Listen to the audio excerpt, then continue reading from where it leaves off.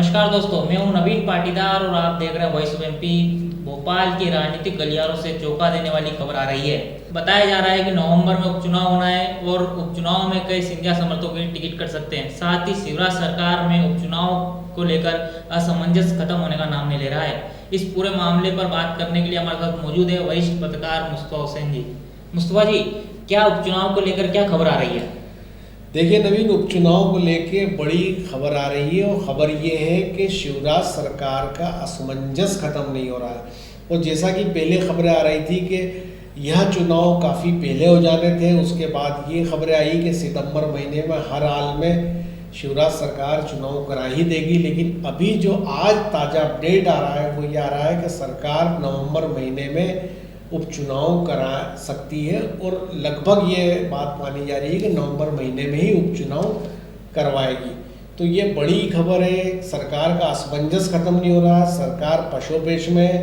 और इसके पीछे एक जो बड़ा घटनाक्रम सामने आ रहा है वो ये आ रहा है कि 4 दिन पहले सीतामऊ सुहासरा विधानसभा सीट का जो रतनपुरा गांव है, जहां पर उनके राज्य मंत्री हरदीप सिंह डंग, जो वहाँ से बीजेपी के उम्मीदवार भी है, जब अपना प्रचार कर रहे थे और एक आम सभा कर रहे थे, उसी दौरान वहाँ बखेड़ा खड़ा हो गया, विरोध खड़ा हो गया और लोगों ने उनका जमकर विरोध किया और ये कहा कि आप धर्म के नाम पर राजनीति कर रहे हैं, लोगों को भड़का रहे हैं। और उसके बाद वो सभा में बिखराव आ गया और पुलिस कस्टडी में हरदीप सिंह डंग को ले जाया गया।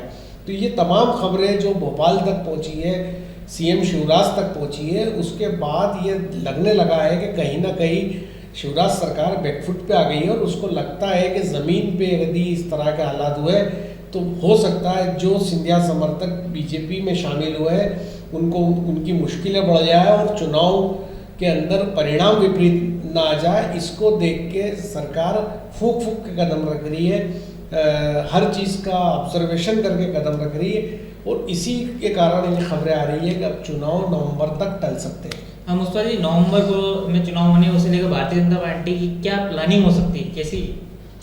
नहीं, देखिए नवंबर में चुनाव होते हैं तो प्लानिंग तो भारतीय जनता पार्टी की अभी ही चल रही है। बात ये है कि नवंबर में किसको फ़ायदा और किसको नुकसान। तो नवंबर में यदि चुनाव होते हैं तो बुआई का वक्त होता है, किसान को खाद बीज की ज़रूरत होती है, बिजली की ज़रूरत होती है।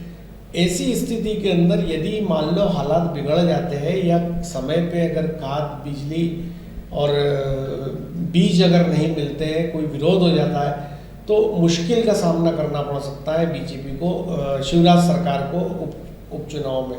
तो नवंबर का जो समय, जैसा कि खबरें आ रही है कि नवंबर में चुनाव कराए जा सकते हैं, तो ये चुनाव मुश्किल भरे हो सकते हैं। बीजेपी को, शिवराज सरकार को तक दिक्कत आ सकती है इसके अंदर, क्योंकि वो ऐसा समय है जो खेती किसानी का समय होता है, लोग काम में लगे होते हैं और उसी समय इस तरह की आवाज़ें उठती है कि खाद नहीं मिल रहा, बीज नहीं मिल रहा, बिजली नहीं मिल रही है।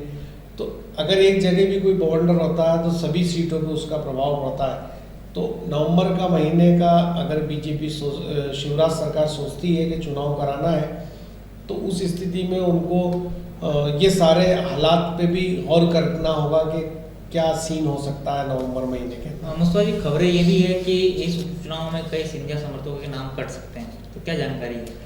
देखिए, पहले से हम कहते रहे हैं कि बीजेपी और शिवराज सरकार में एक बड़ा अंतर्विरोध है, संगठन में और सरकार में अंतर्विरोध है, क्योंकि सिंधिया समर्थकों के नाम पे अंतर्विरोध है। जिस सर्वे का जिक्र हमने किया था कि जो सर्वे भारतीय जनता पार्टी ने करवाया था, उस सर्वे में साफ तौर पे ये निकल के आया कि जो सिंधिया समर्थक है यदि उनको चुनाव लड़ाया जाता है तो वो हर हाल में चुनाव हार रहे हैं। लेकिन बीजेपी के साथ जो कमिटमेंट हुआ है, जो डील हुई है, उसमें यह है कि ये इस्तीफा देंगे और फिर इन्हीं को चुनाव लड़ाया जाएगा। उसी को लेकर खींचतान चलती रही है, क्योंकि संगठन के सामने पिक्चर साफ है कि ये लोग चुनाव नहीं जीत पाएंगे। और आपको एक बात पता होगी कि कमलनाथ भी बार बार मूंछ पे ताव देते रहे और इस बात का वो कॉन्फिडेंस दिखाते रहे हैं कि उनकी सरकार आने वाली है। अभी कल जीतू पटवारी ने कहा कि 42 दिन शेष है, कांग्रेस की सरकार मध्य प्रदेश में बैठेगी। तो ये जो कॉन्फिडेंस झलक रहा, उसके पीछे जो खबरें आई थी वो ये आई थी, कमलनाथ ने एक सर्वे करवाया है प्राइवेट एजेंसी से, और उस सर्वे में ये बात निकल के आई है कि जो सिंधिया समर्थक है जो कांग्रेस छोड़ के बीजेपी में गए उनकी हार तय है। तो इन सब स्थितियों के चलते बार बार बीजेपी के सामने एक सवाल खड़ा होता है कि यदि इन्हीं को रिपीट किया गया और अगर ये चुनाव हार गए तो सरकार नहीं रहेगी। तो जिस सरकार को बनाने के लिए ये सारी कवायदें की गई, ये सारी प्लानिंग की गई, ये सरकार गिराई गई, और जब वही सरकार नहीं रहेगी तो फिर ये सारी रस्साकशी का फायदा क्या? तो ऐसी स्थिति के अंदर बीजेपी में ये खींचतान तो चल ही रही है कि भाई टिकट बदले जाए, क्योंकि वहाँ पे जो परंपरागत उम्मीदवार है बीजेपी के वो भी अनाथ हो जाएंगे, उनको टिकट नहीं मिलेगा। तो ऐसी स्थिति में उनकी पॉलिटिकल कैरियर भी किल हो रहा है। तो संगठन जहाँ चाहता है कि टिकट बदल दी जाए, पर शिवराज जी जो सीएम है वो बार बार कहते रहे कि नहीं, इन्हीं के बलिदान पे सरकार बनी, इसलिए यही चुनाव लड़ेंगे। तो अंतर्विरोध तो है, तो कुछ कहा नहीं जा सकता।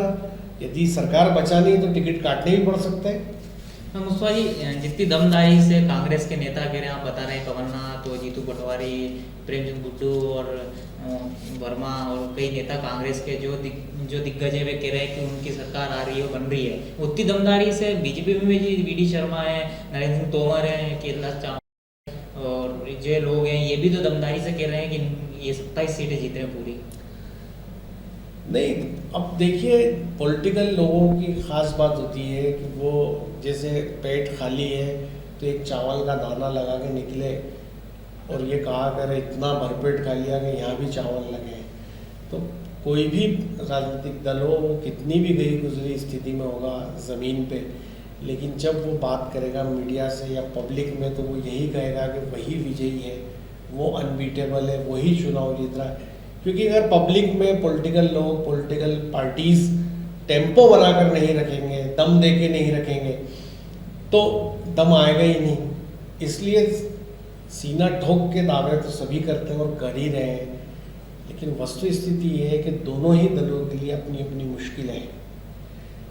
बीजेपी की यदि बात करें तो उसके लिए मुश्किल ये है कि जो 25 कांग्रेस के विधायक इस्तीफा दे के बीजेपी में आए, जो अब चुनाव मैदान में जाएंगे, उनके लिए ग्राउंड पे हालात मुफीद नहीं है। लोगों में खिलाफत है कि डील की इन्होंने, पैसे लिए इन्होंने, सरकार गिराई है इन्होंने, इस कारण से माइनस में है वो।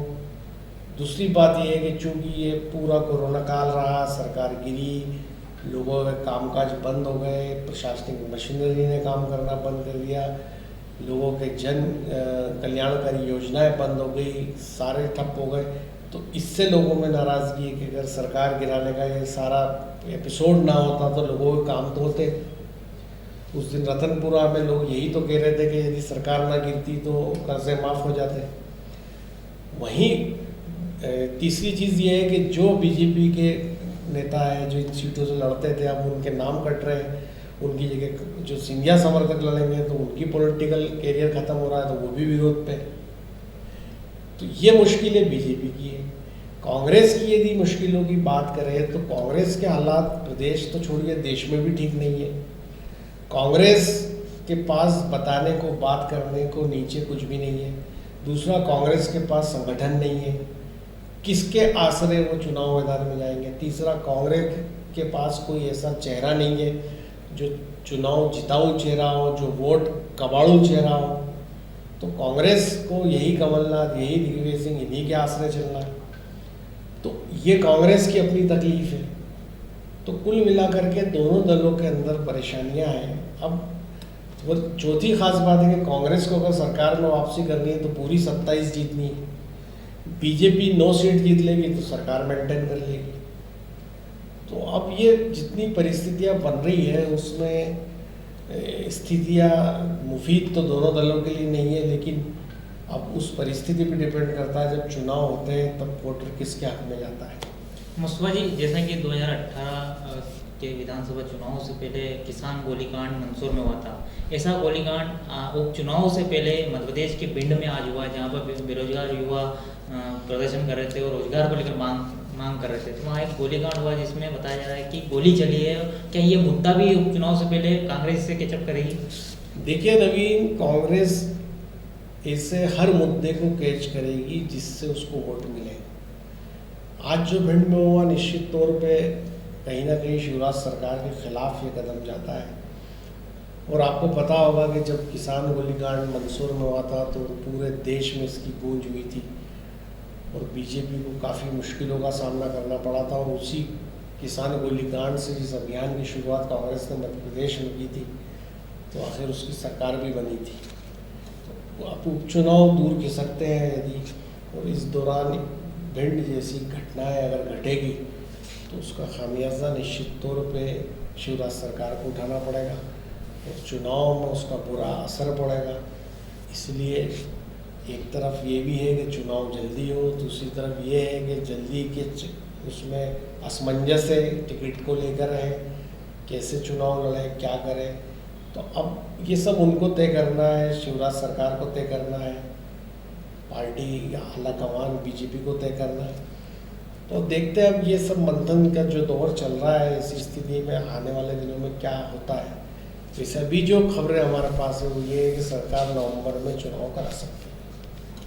तो ये थे वरिष्ठ पत्रकार मुस्तफा हुसैन, जिन्होंने बताया कि सरकार नवंबर में चुनाव करा सकती है, लेकिन भारतीय जनता पार्टी की सबसे बड़ी मुश्किल है कि चुनाव जल्दी कराना है। अगर चुनाव लेट कराए जाते हैं तो कांग्रेस लगातार जिस तरह से मुद्दों पर हावी है बीजेपी पर, ऐसे और भी कई मुद्दे आते हैं तो उपचुनाव में भारतीय जनता पार्टी को और शिवराज सरकार को बड़ा घाटा सीटों पर हो सकता है। लेकिन कुल मिला के भारतीय जनता पार्टी को 9 सीटें जीतनी और कांग्रेस को 27 सीटें जीतनी है। ऐसे में कांग्रेस के लिए मुसीबतें ज़्यादा देखने को मिल रही है। मेरे सहयोगी शादाब के साथ नवीन पाटीदार।